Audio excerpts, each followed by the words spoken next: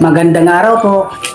May isang sikta na nag-claim na anghel daw ang kanilang ministro. Dahil mabasa daw ito sa Apokalipsis 7:2-3. Nang binasa ko ang talata sa Biblia, wala naman doon ang pangalan ng kanilang ministro.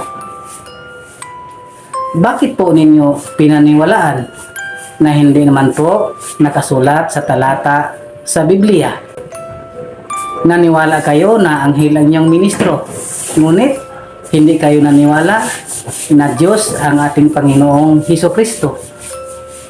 Ito po ang totoong mabasa sa talata sa Biblia sa 1 Juan 5:20 na si Hesukristo, siya ang tunay na Diyos at buhay na walang hanggan. Kaya kayo, huwag niyo naman paglulukuhin ang mga tao. Sumulpot lang kayo, bago lang, noong 1900s.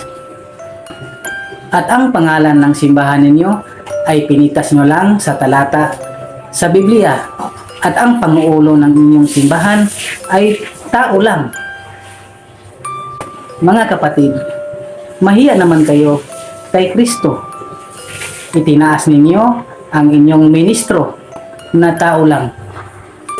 At ginawa ninyong pinakamababa ang ating Panginoong Hesukristo, na siyang tunay na pangulo ng ating simbahan na laganap sa buong mundo.